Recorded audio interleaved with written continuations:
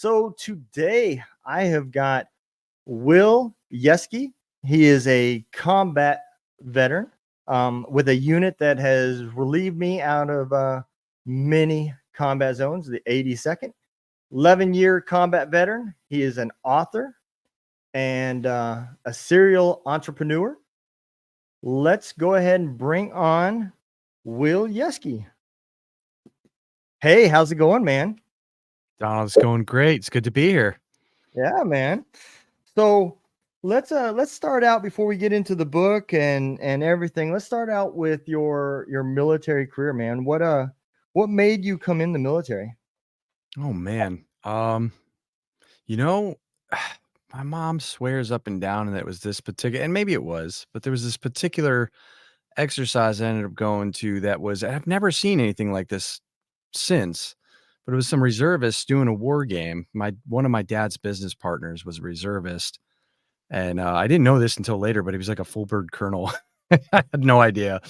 Um, But he brought us to this war game thing, and they're, full on helicopters and like tanks and guys running across and whatnot. And they had a machine gun pit with an M60 in it that we could go ahead and the kids could fire off. You know what I mean? What 10, 12-year-old isn't gonna go ballistic on a on a belt fit M60? Like, I mean, come on. Yeah, man. What happened to those kind of recruiting days, man? That's the way to do it. Right. Bring it back. So Absolutely. yeah, man. So what year did you come in? So I didn't come in until a little later. I was actually going to join the Marines right out of high school. My cousin Jeremy was a Marine. So, I mean, a little bit of that had to do with it. I saw him go from a tall, skinny Asian kid to this like jacked, running, like superhuman. And I was like, whoa, hey, what Yeah, happened there? thorough. Um, yeah, I mean, I took the ASFAB. I was hot on it, and I was just waiting to turn 18 to be like, all right, well, guess what? Bye-bye. See ya. Yeah, And um, that I was kinda talked out of it. I was like, "Hey, let's, go to college, we'll pay for it and this and that, and if you still wanna go in as an officer down the road, like, we'll fully support you," and they knew what was going on. They were tricky. They're psyops. yeah, They knew exactly what was gonna happen. So, yeah, the college sweetheart and the, "Yeah, okay, I'm good, let's let life settle in," but yeah. then she left, Psyop. and I Yeah, I know, right? And I started spiraling and I was like, "Oh, man." Like, at that time, I was racing cars, with Subaru, and prior to that, I've been with, BMW, but on the pit crew. Mhm. Um, but just that fast lifestyle and everything, and I was started getting involved in just the wrong crowd, doing the wrong stuff, and everything up to that point had kinda been about me. And I was like, I always wanted to join the military. What's holding you back, man? Like, you can't do it forever. And there's a war on right now, but so what? This is everything that you said you wanted to do. Just do it. And that's when I went down to the recruiting office and I was like, "Hey, I want to go be a Green Beret. I gotta get rid of the house and close the business down and stuff, but I'll be ready by this date." And the guy just looked at me and he was like, "What?" So we started going through the process, and I ended up, you know, it, I aced the ASVAB. I think I got like 2 things wrong on it. Um, and he's like, "You could do anything in the military you want." And I'm like, "No, I told you I wanna go be a Green Beret." He just kinda shook his head. He's like, Okay." So I signed So up on a 18X contract, yeah. yeah, you did, huh? Well, that blows my mind, man. I came in '94, so that stuff did not happen. It was impossible. You had to be a PFC before you could even be in eligible to go SF. Yeah, yeah, And so, after 9/11 and everything, when they opened it up, it never even dawned on me until the first guest I had on here said right out of, he did the same thing. Basic mhm, training, AIT, went through all selection courses and everything, and yep, off he went, and then yeah, 20 years later he was retiring, and 2 months after my show he was getting out of the military, and he spent 20 years as a Green Beret running and gunning, and it yeah, just blew my mind. I said, holy cow, we really have been fighting long enough that somebody could enter basic training in special forces and retire a full 20 years later as a Green Beret. That is just unheard of, you It's know? pretty wild. It's pretty wild. I know, well, and they look down on some of the X-ray stuff, but the thing is if you look back, I think they had the program in the '70s as well, like the same exact program. Yeah, it's like they bring it out, and then I guess during your time it went away, and they had those, hey, there was a point to where it could only be what combat engineers and infantry were the only two MOSs they would pull from, and then they sort of opened it up and to the soft skill side, like across the board, they're like, "Hey, if you can hack it, like, why not?" And they actually did. Like, they kind of multiplied their capabilities that way, just in the fact that people are already cross trained in a lot of stuff, Yeah. and you know. But I ended up getting hurt at some point out in Sopsey. I think it was land nav. I passed Sopsey, went through it and stuff, but the selection date was coming, and I went to sick call, and they're like, "Oh, hey, man, like you're kind of borderline." And I'm like, "Well, we're leaving for selection in a week." And he's like, "No, it's up to you." And I was like, "Can you just kind of give me a profile until then? And I'll just hit the next date." And the commander talked to me about it.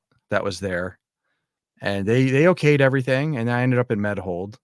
And almost like 2 weeks later, it might have even been like a week later. I think it was right before that selection class left. They dropped everybody in med hold. They just came through and were like, "There's too many malingerers. Like everybody's going." I'm like, "Wait, what?" Whoa. No, like, no, no, no, no, no, no, no, no. And I mean, I brought it up.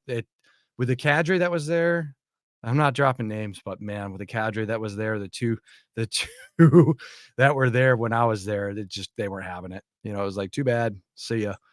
Um, but it was good. I actually, after this deployment, I ended up going back, and smoked selection. It was, and I came back with a lot more tools, to bring with me. Okay. Well, you're probably pretty familiar with the unit that I was in within the 160th. We were your over glorified Uber. Well, we actually did stuff with the 160th quite a bit out there. Oh my god. And I actually, I mean, just to be like full, I passed selection. I was in the queue. I didn't fully make it through the queue all the way, man. I washed out.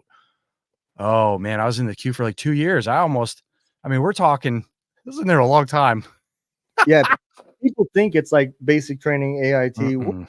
Green Beret? No, there is a long process to do this whole process, man. Yes. But Yeah. yeah, no, all that 160th stuff and all that other the other units and stuff that you guys work with, that was all what came back with the black lines. I'm like, no.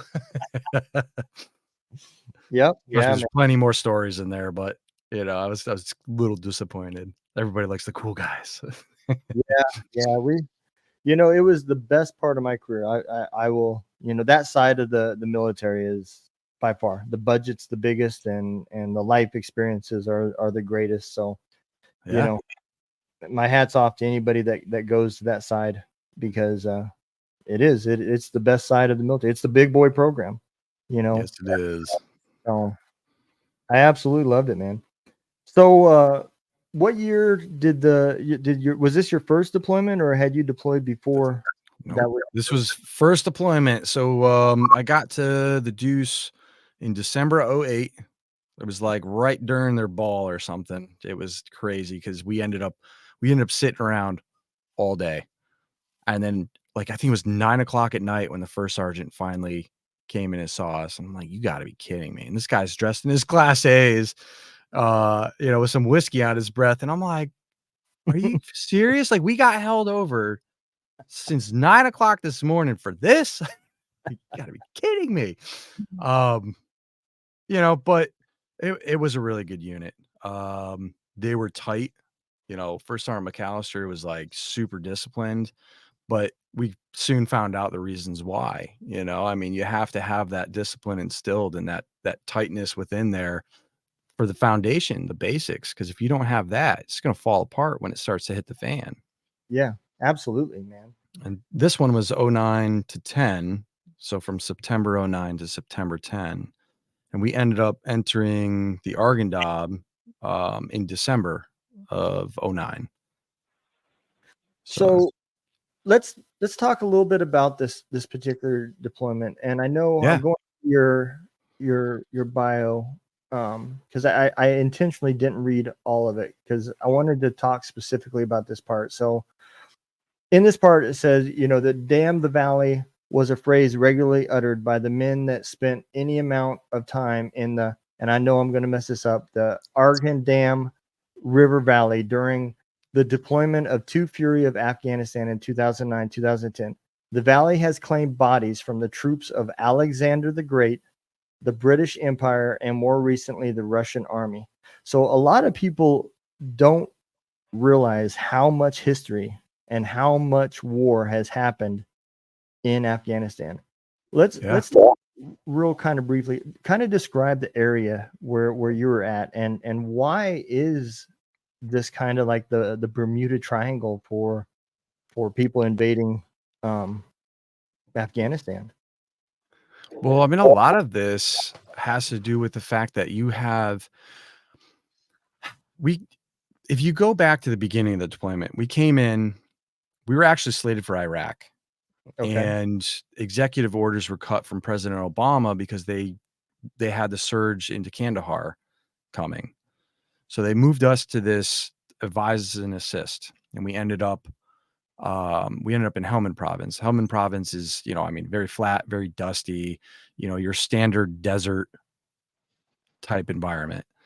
But then when you go to the Arghandab and you're looking at, these mountain ranges, that we had an OP that sat up there to where, you're up there and you're looking down and you're seeing helicopters below you, and you're Hmm. like, huh, like, what are they doing? And they're like, yeah, they're at max altitude. And you're like, wait, what?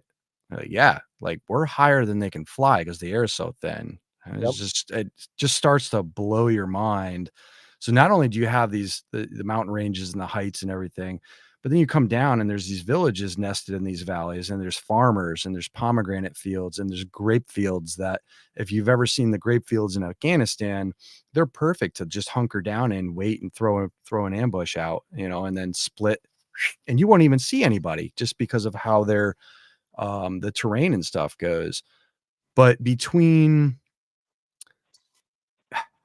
the rural type area where we were, and these farmer fields and all of these walls, and the back cover has one of these walls. Like, these walls were like, no shit, 10 feet tall, and we're having to cross these things, and the farmers would get pissed if we started taking chunks out of their walls. And like, sometimes if you took a chunk out of the wall, you have to worry about, all right, like, is someone going to fill this chunk back in, but with an IED in that bad boy? So Yeah. like, and the teams would do it. Like, I mean, they're the very first one we hit, December 26th, 2009. We lost Specialist Jason Johnston. They had a large charge up in the wall, daisy chained to a small initiator down on the footpath where you came in. And I mean, we can get into that. But I'm going to go back to the terrain and what you were saying there. Any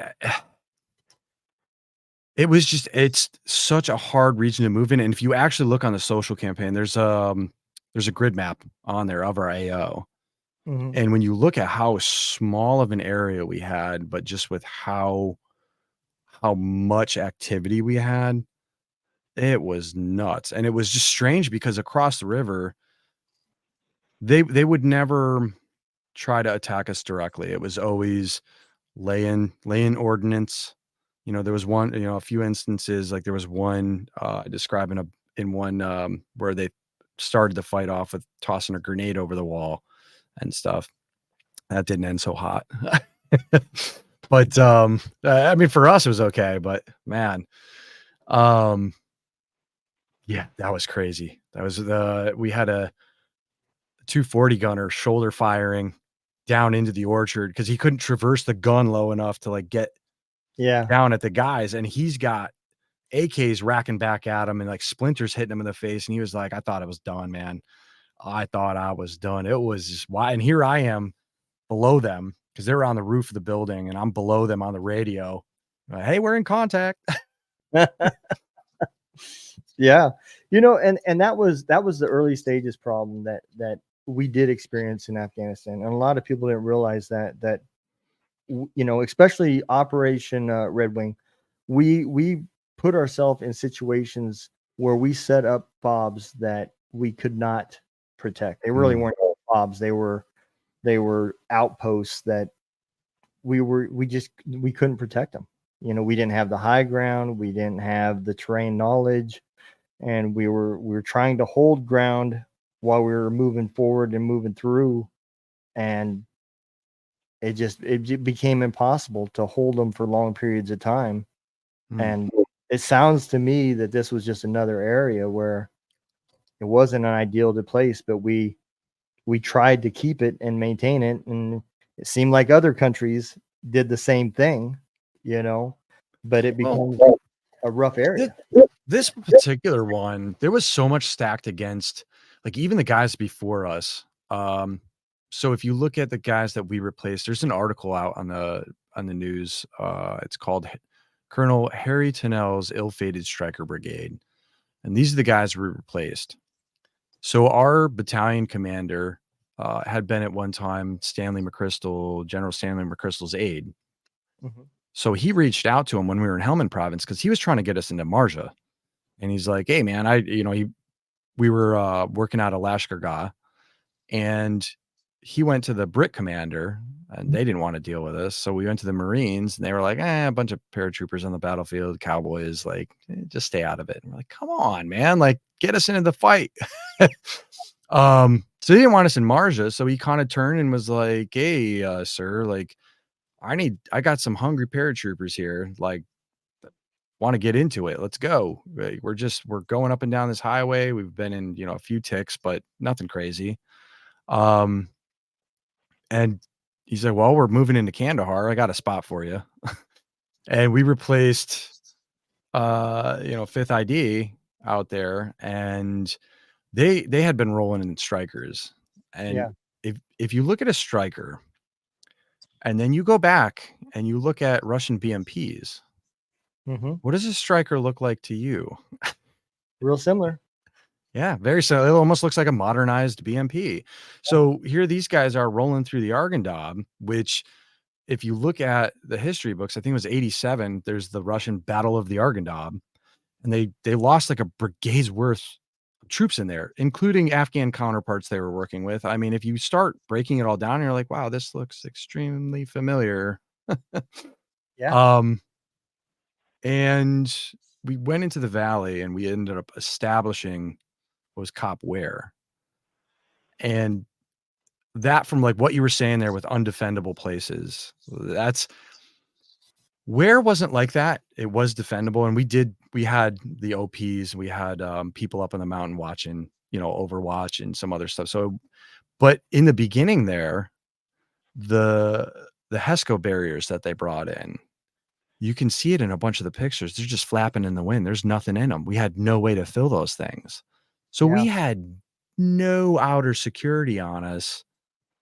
Yeah. And it took a hot minute to get contractors in to fill those things. And at one point, when we first got there, the first sergeant was trying to get us to fill them by hand. I'm like, Yeah.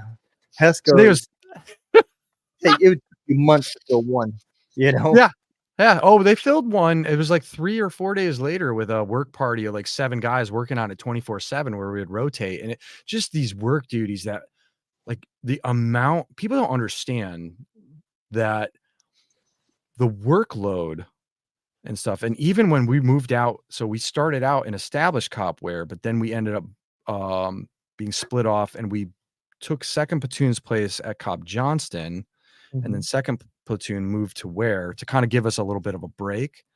But then we started realizing a lot of the activity was coming from the Del Cache area, which we can name it DK.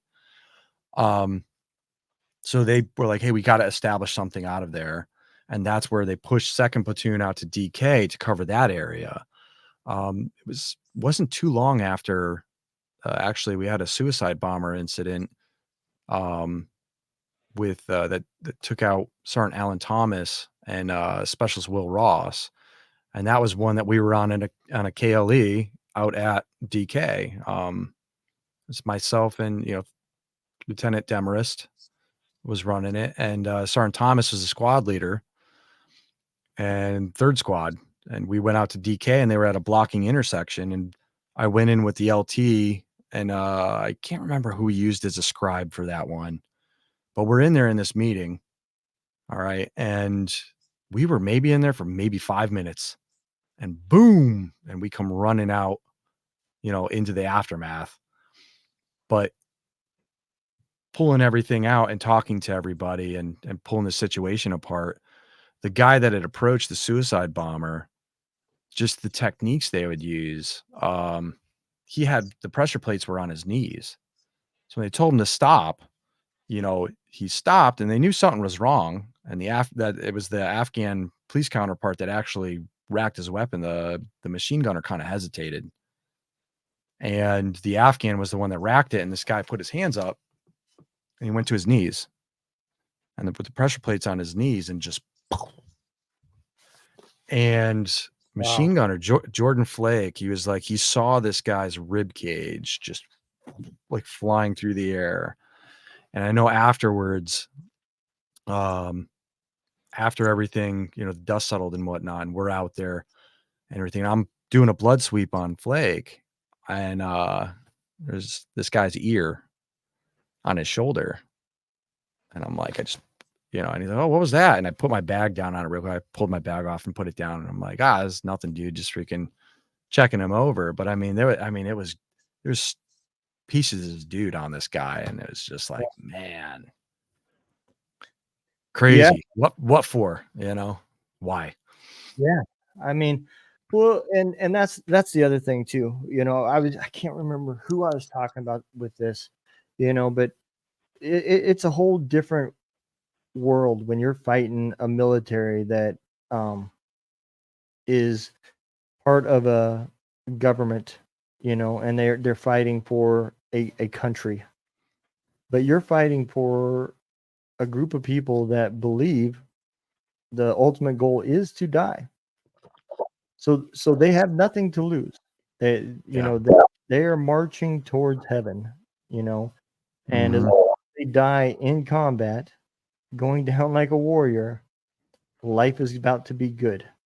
And so it's not like you're going to talk your way out of this. There's not no negotiating with this.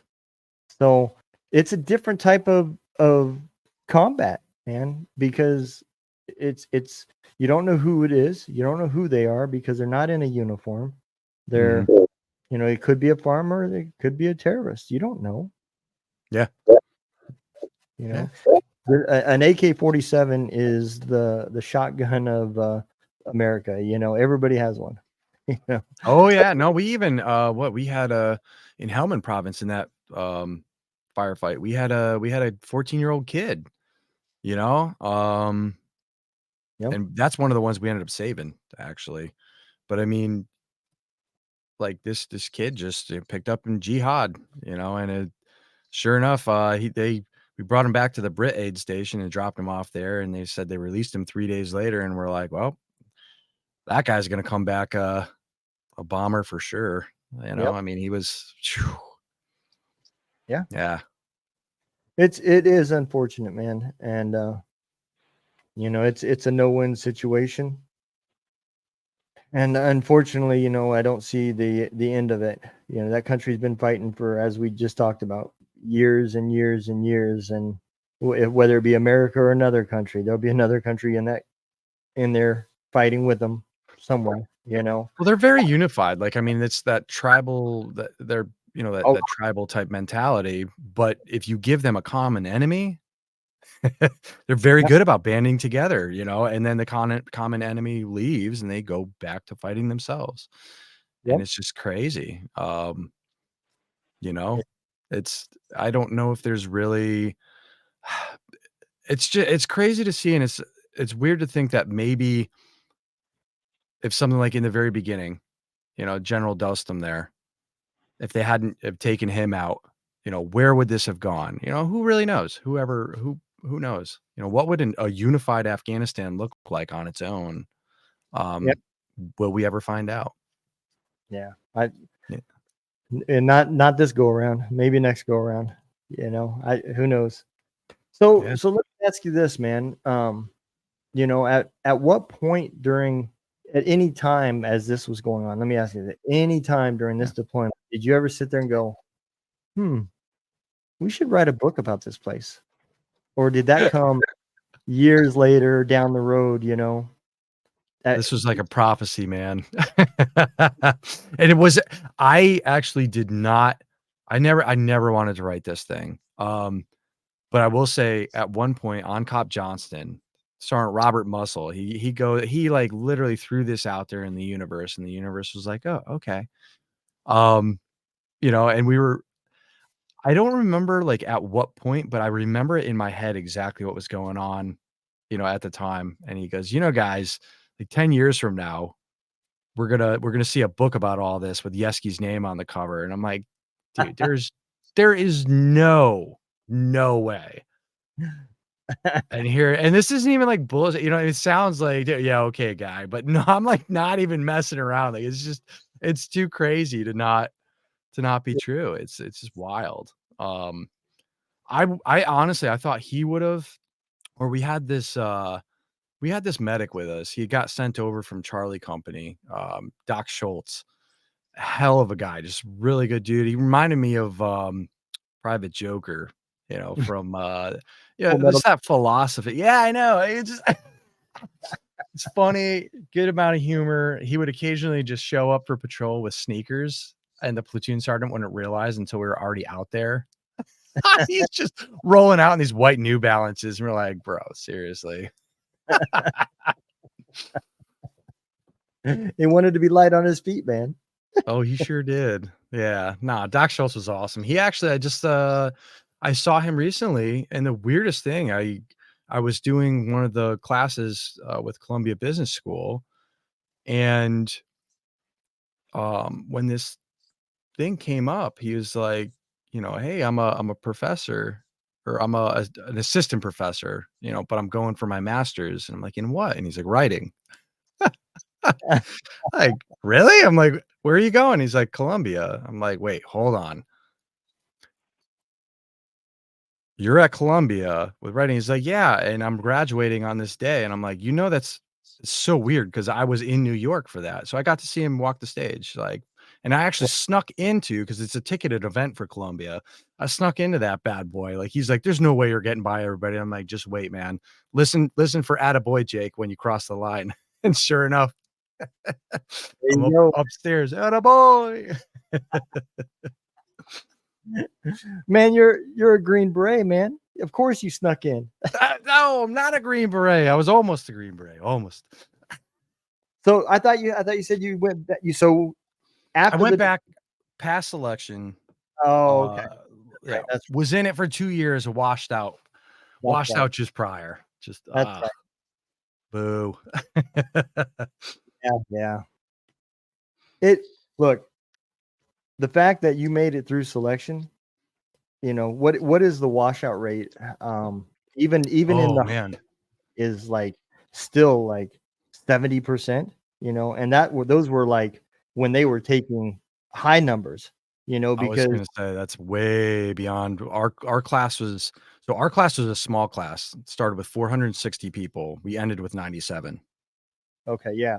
I Yeah. know the numbers are extremely low, Yeah. and I Yep. know during the heat of the war on terrorism between Iraq and Afghanistan, they did take more than they normally did. But before 9/11, it was not uncommon to see under 10 Yeah. people graduating, Yeah. Oh, yeah, it was very small, very, very small classes and stuff, and I mean, it's just, um, you can't they even say it themselves, and I think that they're kinda kicking themselves for some of the stuff that's going on over there now with the culture end of things, um, is that you cannot mass produce special operations, and you really can't. No, you cannot. I look, so the 160th, when I went, it was a volunteer time. You went through their little selection, which is nothing like what you went through. It was 5 weeks. If you made it, you made it. It wasn't like were really selected. It was you graduated or you didn't graduate. Yeah. And Yep.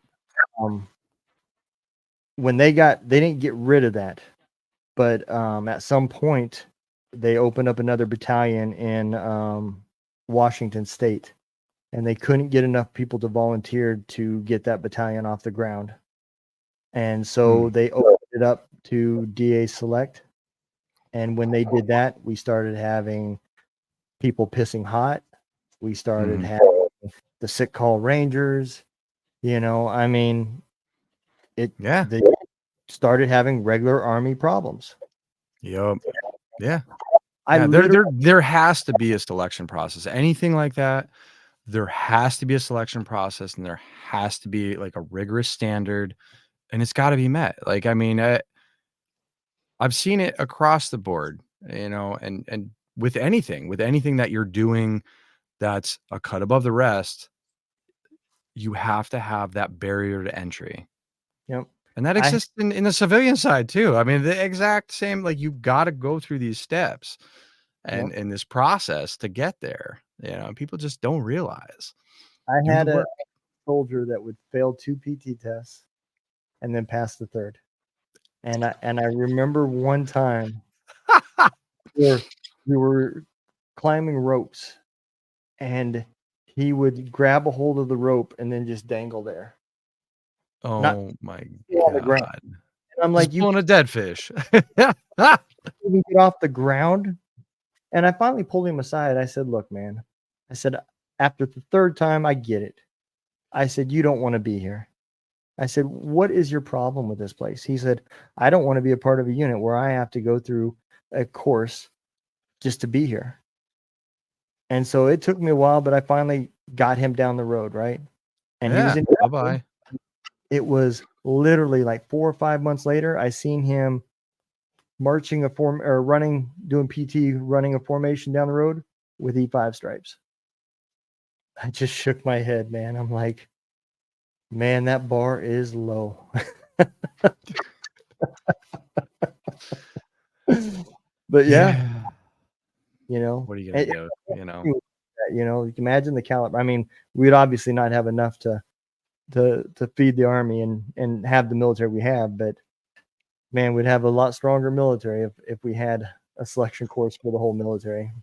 Well, I mean, you're gonna get turds anywhere. Like, even ones that got through selection and are, I don't know if it's like maybe they lose it along the way or something and are able to kind of BS their way here and there. I'm not really sure, but I mean, there's turds everywhere, even in man, even in places like, CAG and that Oh end of things.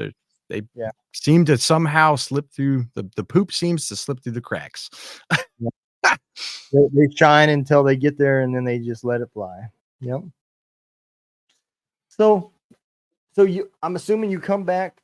Did the book happen after the military, after you got out, or were you still Oh in yeah. the? Okay. No, So no, no. Book happened way down the road. Yeah. so was this your last deployment? Your only deployment, or did you deploy again after this one? No, that was it. That That was was it? literally yep. So when did you get out? What year did you get out of the military? So I left active in 15 15? and then did reserve until 18, I did some reserve which, time. oh, yeah, so I do. Not a It did. bad group of people, but, like, when you don't know what right looks like, Yeah. what do you have to gauge off of? And I was just like, "Oh my god." There was a reason why they used me for all the tacticals training and the ranges. I I did it at the other end. I did it before I went active. So like Ooh. I literally remember seeing like a guy that did like 56 push-ups, and everybody was like, "Holy cow, man. Wow." You know? And even I was like, "Holy shit, man." And then like he was running the 2 mile, and I mean, I don't know, he ran it in like 13 something, and everybody was like, And then I get Yeah, yeah. active, and I'm like, you know, drill sergeants are like 56, that's it, you know? And I'm like, now I see. I Yeah. learned. Yeah, go till you can't go no more. Yep. So Yeah, yeah, man. it's a different. That's another world too. You know. It is, but it's, I mean, there's that whole end. I mean, I just you have me thinking about this one PT test that I was taking. So I'm missing a finger, All right. Pinky Mhm. finger, not from combat. This was something that happened when I was like 14 years old, and I was able to they made me, oh my gosh, like I think I had a 2-star sign off on my stuff to be able to get into the military, especially on an 18X contract. But it was out of Camp McCall, and I'm doing push-ups, and this guy is like, he stops counting, and I'm still pushing, and I'm like, hey guys, come look at this freaking guy. All the other guys administering the PT tests come over and they all start harassing me and loud. He's like, "Ah, what do you think you're doing? Freaking, there ain't no way." Like, I'm still pushing. Like, are they counting this stuff? And I have no idea. I mean, he just at one point was just like, "Just get up, you're freaking good," you know. But it was just like they were harassing me the whole time, waiting for me to. It was all mind games. It is. Fun stuff. Fun Yeah. stuff. Yep. Yeah. Man, I miss those days. You know, They're even fun times.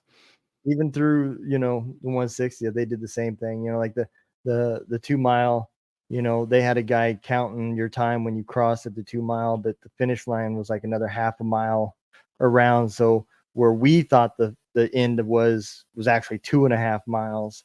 So when we crossed, there would be, another half a mile. You're like, holy shit, I've never ran that take that long to run, and they would watch to Yeah. see how you reacted to a shit time when the guy standing at the 2 mile point really got your real time. Yeah. But yeah, That's yeah, funny. man. Yeah. So after you get out, how did the book come about? Let's get to how the book. Did you decide to start writing it, or did somebody approach you about it? So I when I was getting my undergrad, I got Hmm. out, kind of floundered a little bit at first and was like, all right, what am I going to do? I went to go back working on cars because I'm like, I know how to work on cars. So I might as well like have some money coming in and can do that. And the funniest thing, I literally, it was like everything went wrong that day. I came in, I had a good resume, I had a good backing. The guy's like, yeah, I'll try you out. Why not? And this was all because the command when I left, I was reassigned to the Deuce at one point in my last 8 months, okay? Hmm. And they wouldn't let me go and try out for they wouldn't let me go to these Raytheon. I'm like, "I'm moving to Maryland. There's Aberdeen Proving Ground right around the area. I need to Yep. go to these interviews with Khaki. I got Raytheon. There's, I'm trying to think what I can't remember the other big one out there. But, they wouldn't let me go for these things. I'm like, "You gotta be kidding me." Um, when I out processed, I had 76 days of leave because nobody ever, I kinda knew the guy. Yeah. So I had 76 days of leave. They would only let me take 30. I'm like, "Guys, like, stop. You're killing me here." Um, and ended up going to this job, and day one, like, "You are just not working out, man." And the owner looked at me and he's like, "Why don't you just go back to doing what you were doing?" Yeah, like, Wow. it took a lot. I almost reached across that freaking desk, and I was just like, "It's not worth it, dude. Let's just walk away. Just walk away." Wow. Day one of a job. Fired, done, like, "Hey, you piece of shit." And I'm like, "Man, like, you gotta be kidding me." And having to go back with a wife that's pregnant, about to give birth here, or I'm trying to think. No, yeah, about to give birth. And I'm like, "Man, I look like garbage." And Yeah. having to come back and say that. Um, and I think, yeah, so I ended up from there, I did the postal office for a small amount of time just while I got my stuff together for school. Hmm. And then it was school. And during school, I had pretty much such a poor transition experience out of the military that I was like, I helped a few people during that time as well. And I'm like, all these loopholes and all the different stuff and the things I used within the GI Bill program and like using the GI Bill, but also applying for Pell Grants and also applying for scholarships and, like, stacking that on top so that you actually had a way to get by decent, decently while you're in school, especially with a new kid in the house. A wife went back to school and for nursing, Hmm. and became a nurse. And from there, like, as soon as she's graduating, I graduated business school in 2.5 years, really would have been two, but 2.5 years, which as soon as I get out with my degree, COVID hits. So all of those corporate marketing jobs, there's like a hiring freeze. Everybody goes remote. They stop hiring completely for marketing. And I'm just like, all right, where do I pivot now? Yeah, yeah, and And getting that yeah, because I know through your bio, you're like really big is into like an entrepreneur. You're into business. That's where yeah, that's where your passion is. you So got to be able to adapt. You got to be able to pivot. And that's a huge thing. Huge. Cause I mean, from there, like most people like, oh, okay. But starting up a company during COVID that's like, hey, I want to help you survive COVID. Like, what? I got enough problems. Why do I need a marketer? yeah, So showing the local small businesses on where you can provide that value and stuff, you become a very good salesman very quickly. um, and it's just small stuff. You might just start with the small stuff, like giving them a lot of this small guys, they didn't even have presence on like Google Maps, you know, yeah, and giving them that, and all of a sudden they just doubled their traffic into their business, or the amount of orders that they're getting and they're like, whoa, wait a minute, there might be something to this. yeah, So it's almost the same thing as like that rewarding part of working with your hands, or that you get in the military, to where you have that purpose. You're helping somebody buy, and it's rewarding. You're getting to see them reap these benefits from the work that you've done, and you can clearly see the correlation. And that's a good feeling. And I liked doing that. And that's sort of, I mean, it was during the undergrad that I wrote that other book. I never published it, even though mhm, my old CO is like, "Hey, now's the time." Um, yeah, I know, right? I'm like, well, tell Schuster about it. We'll see. But that kind of led into me thinking that, hey, if I'm doing this stuff, 2.5 years through business school, that's not bad. That's pretty good. Most civilians take 5 at least. Um, I'm like, all right, well, maybe there's something here. Maybe we're shortchanging ourselves. And seeing that a lot of the guys that I know, they would be like, well, I'm gonna go to community college or something like that. I'm like, man, you're selling yourself short. You have that work ethic. And yeah, even at some of these good universities and stuff, literally all these kids got to do is show up and do the work. I'm like, how are you failing? I don't get it. yeah, Like there was one in particular where, I mean, he was a super smart kid. And he didn't have any problem in the failing end, but there was a marketing scholarship. And I had actually told him about it. It was so funny because I'm like, man, I just put in for this marketing scholarship. You should check it out. Like, I guarantee you they'd give it to you. And it was like a day later, the dean of the marketing department came in and personally handed him a letter and was like, "Hey, you should really check this out." And walked out. It was like 2 people in that class. It was him and one other person. And I asked him, I'm like, "Hey, what was in the letter?" And he's like, "It's that scholarship you told me about." I'm like, "They're literally telling you they want to give you money, yeah, like $1,500." I'm like, "And for a college student, and you could use it for whatever you want." yeah, You got to be kidding me. And when I got mine, uh I was like, I was stoked, and I went to him and I'm like, "Hey man, did you end up getting your scholarship?" He's like, I never applied, man." Like, it's a one page that you literally could have just typed in your student ID. Like, what? Why? And just that drive to put things out. And that's why I ended up, Cornell was the first stop. I did a certificate program with Cornell, and then went forward to Columbia and did this.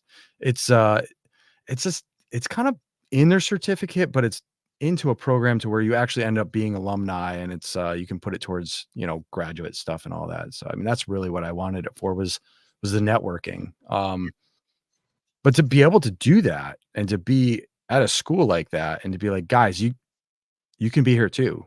Like, just apply yourself, Yeah. you know? Yep. A lot of people don't realize it starts by getting up. Get up out of bed, Yep. and everything else will be easier. Just get up.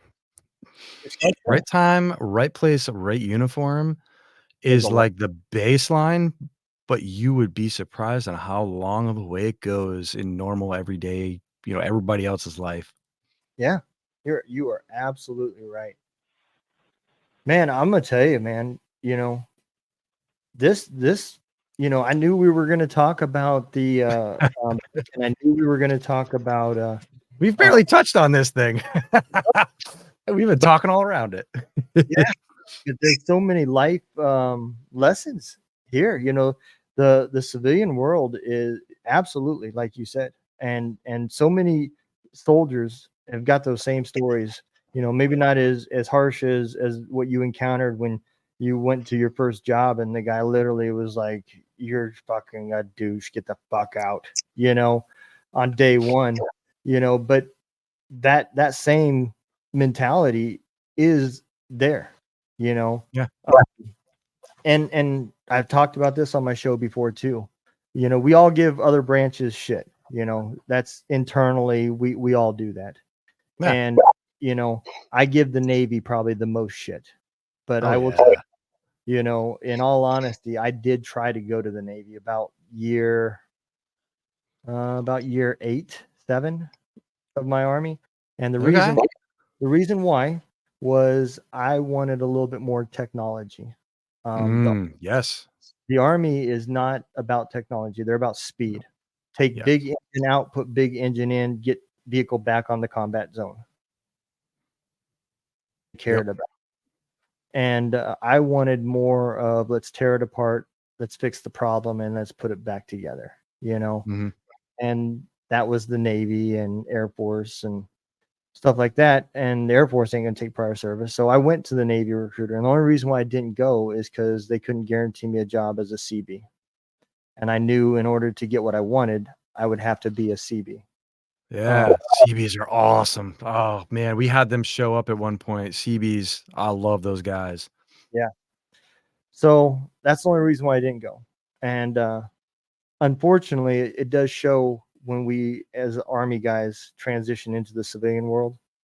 The our counterpart knows, Army mechanics are not to the level of our civilian counterparts. The technology is 30 years behind what the civilian technology is. The tools that we use are 30 years behind than the computers that they're using out there. And they're not going to pay us equal wages. And the jobs that I was looking at was literally paying me what people make for changing oil. And to go from E6 running motor pools and being in charge of it to the low end guy servicing vehicles. It's rough. Yeah, man, it's a kick in your pride, you know. Oh, it sure is. And so And yeah. I opened a trucking company. That's what I did. So I owned a trucking company for 6 years. And then COVID hit, and I made a bad business decision, and I just about a year before, I decided to start hauling flatbeds, which is a mostly infrastructure type stuff. So Yeah. crane, bigger type stuff, roofing material, and that type of stuff. And a lot of that stuff wasn't moving. Construction wasn't happening and stuff during Mhm. COVID. You know, we would pick stuff up and get a couple hundred miles down the road, and then get called, "Hey, this plant just called. Their receiving area, somebody had COVID. We're closing down for 2 weeks. They're not going to receive nothing."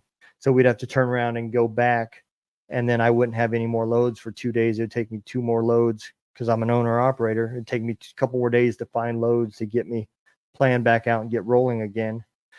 And it was tough, as a new That's business. rough. Yeah, it was tough.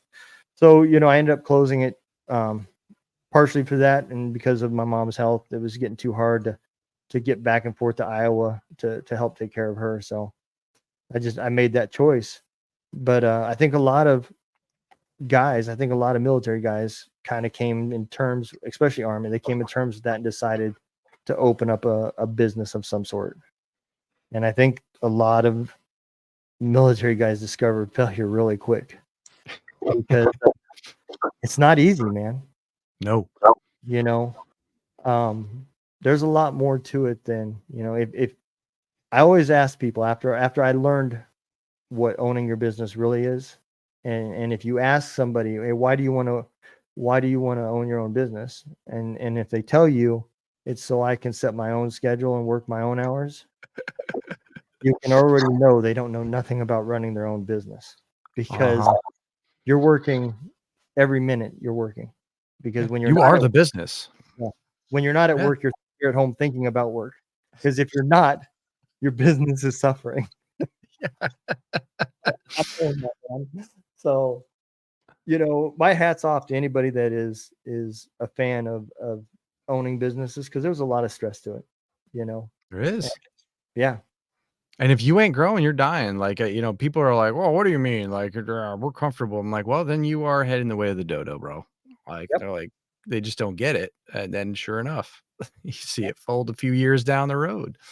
I believe Blockbuster was comfortable too, and I believe Redbox was comfortable too, and you I know, have gotten and this is with everything though. I've gotten comfortable with being uncomfortable, yeah, you have. and that is like with some of this. I think you are podcast number 17 at Mhm. this point, and this is all within a matter of a month and a half, and now. And this whole thing down at Bragg, this is the first big speaking event type thing that I'm Yeah, doing. I've spoke in front of people, but not in this type of capacity, not with this type of weight. yeah, Um, but that's okay, and quite honestly, like even your failures and stuff, I've started to look at things really differently. And it's, if good. something's going really bad or you're having a terrible day or something's just not working out, you kind of got to step back and say, hey, what am I supposed to be learning right now?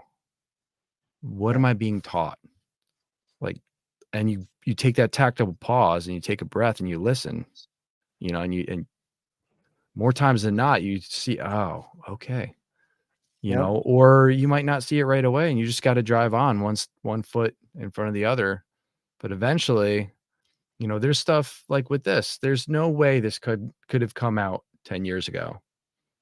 No possible way. There was too many things that had to happen within myself, mhm, and with other people reflecting on it and whatnot for this to be able to be where it is now. yeah. And it happens when it's supposed to happen, and it happens, for a reason. So here we are. Yep. So now in the book, um, I know you got your story in there, but some of this is other people's stories too, right? A lot of this is other people's stories. It was actually as I was working on it, um, so the initial manuscript, okay, the first 60,000 words, I banged this thing out in 2 weeks. And the reason I know, right? Well, the initial manuscript, trust me, that this is not 2 weeks worth of work. Uh-uh. Um, that was from my end. And the reason why the sense of urgency and stuff, there was another book that came out about this deployment from another author. He's a Wall Street Journal author, by the name of Ben Kessling, and the book is Bravo Company. I thought it was a good book. I was like, man, I actually, when I took it out of the mailbox, I did not expect this.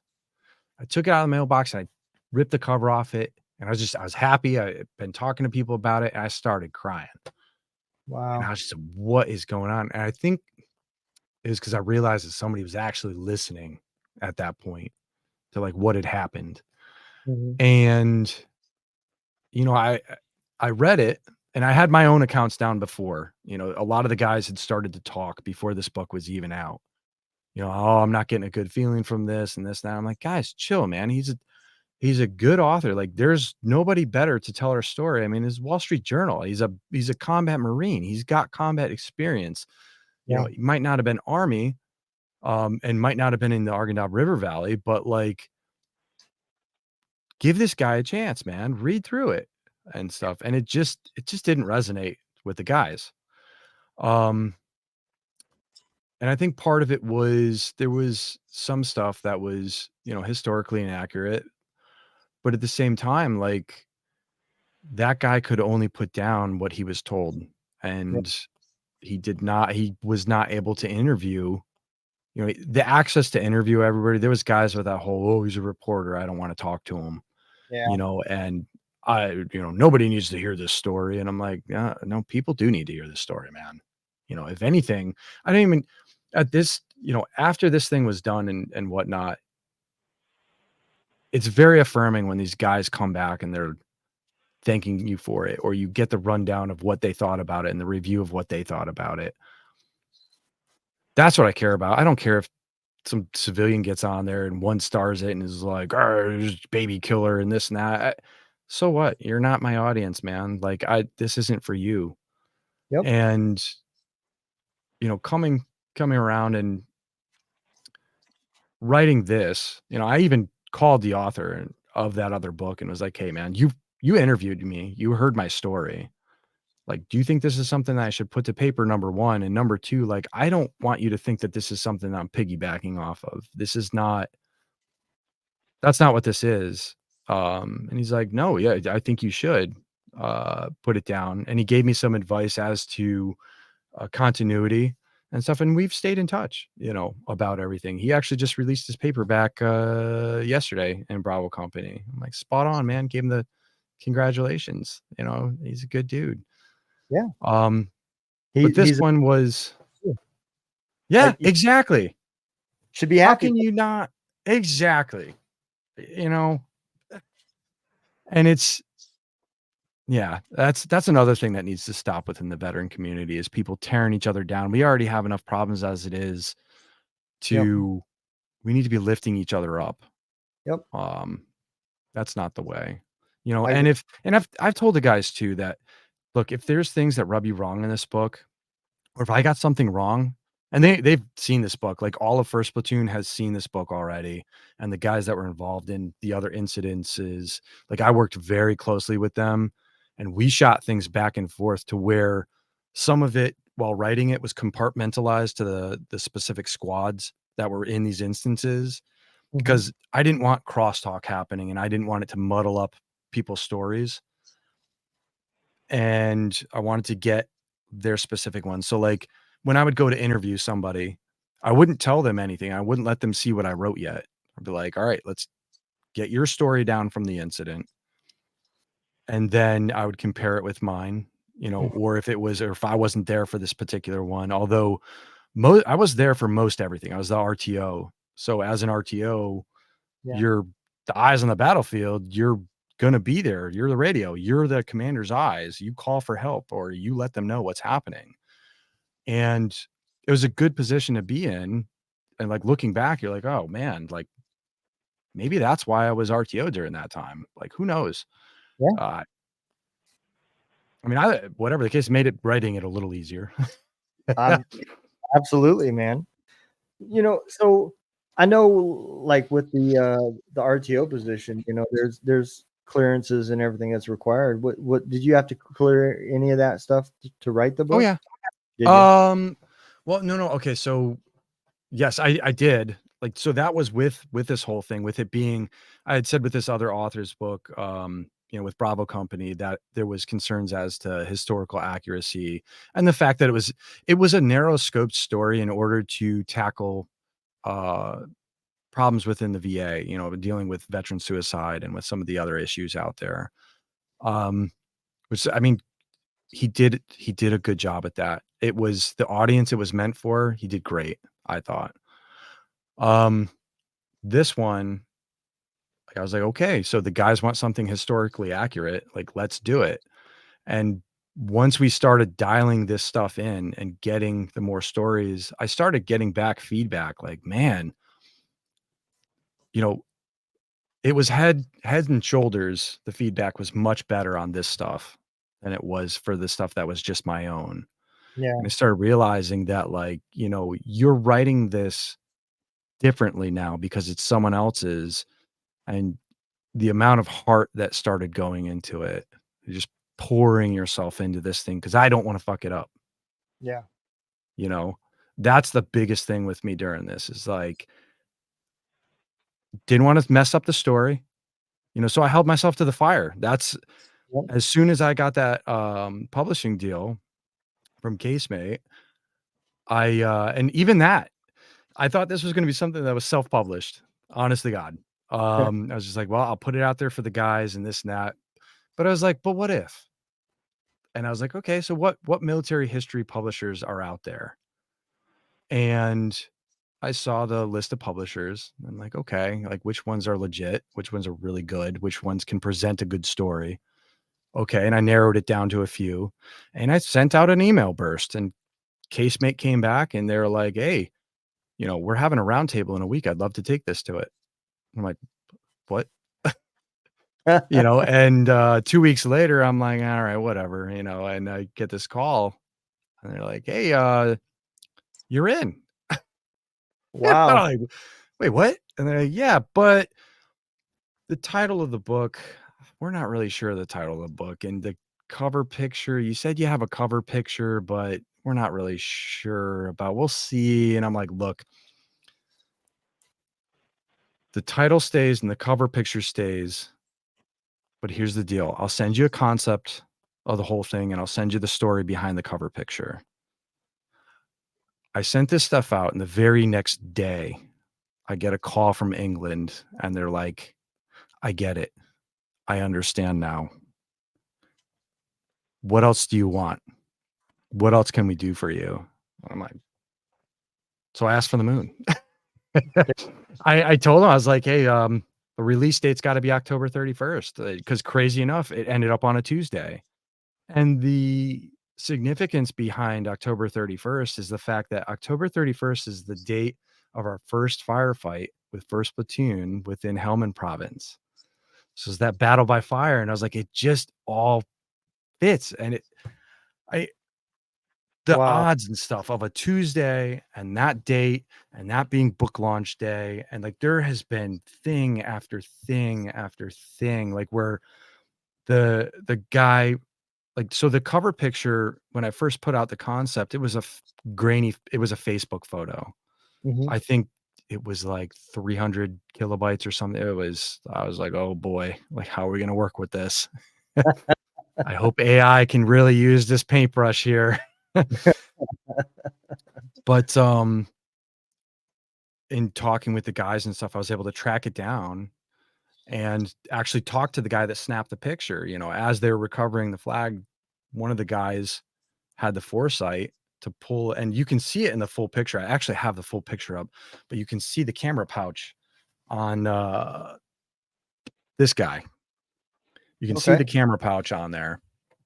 And um, Sergeant Rodney Garcia grabbed the camera out of the pouch and snapped some pictures as they're pulling it out. And I got a hold of him, and he didn't have the originals. He's like, "I don't know. I think my mom has a hard drive or something." And, it just ended up like this. Well, if I find it, can I use it? He's like, "Well, yeah, just make sure it gets credited to me or something." I'm like, "Yeah, yeah, not a problem, man." Like, okay, sure. I have no issue there. I just got to Yeah. find it. But it was one of the other guys there, Daniel Martin. And I guess through some of the hard drive sharing and stuff that happens out there it was. It was like a sharp, crisp, something like a 5 megabyte file. And I was like, oh my God, this is amazing. And he got it out to me. And he had already done he had done that concept to where the flag was colored and everybody else was, grayed out. And I just loved it, and I was like, "Man, like, this is." And we took the original photo and we recreated that Photoshop effect and everything, and there you go. There's the cover of Damn the Valley. Um, and just through the whole thing, all of it's we pushed in so much historical. I mean, and I think that's actually the reason how I got Petraeus to write an endorsement on it is he was the one that came in and replaced McChrystal while we were, in country. I mean, we had thing after thing happen. I mean, our battalion commander got removed, along with the Command Sergeant Major Burt Puckett, and that was that was something that just rubbed a lot of the guys wrong. Like, due to we would have gone through the gates of hell for those guys. That's what people don't understand, just the train up and stuff. But the fact that they were such a solid command team Mhm. and everybody knew it, even his replacement knew it. Like, uh, Lieutenant Colonel Jones, was now General Jones, was a good guy. But coming into that type of situation, to where he was actually supposed to take command of a unit in Alaska and was like called into the office last minute and like, "Hey, guess what? You're taking over. You're taking over Two Fury." Wait, what? Yeah, sorry to do this to you, but and to be thrust on like that, and he had to trust his battlefield commanders, and that's what he did. I mean, and we had, Bravo Company had Adam Armstrong, and he was out there just as much as us. You don't normally see that, like, from a commander, and especially in an area to where you have, the attrition rate and the casualty rate that we did. You don't see that. And he continues to do that. And he's been, matter of fact, like, he's been there for the guys ever since then. And that's a hell of a thing. Yep. Hell of a thing. It's one thing to be a leader, but it takes a special person to show they're a leader. You have Deeds, to. not words. Yep. Absolutely, man. Well, I can tell you, I can promise you one thing, man. I don't know if you can see it, but there's some books on the back of my shelf. Everybody that comes on, I buy the book, so I'll be using your list, and I'll be ordering a copy, and it'll go on my shelf as well. I've been We running. sold out Amazon, right? Did you really? Yeah, I talked to the publisher and they're like, we are scrambling to get these back orders put out. We sold out the publisher a week before publication date. They Wow. had no more copies in their warehouse. On launch day, Barnes& and Noble got down to 1 copy left. We sold out bookshop.org, okay?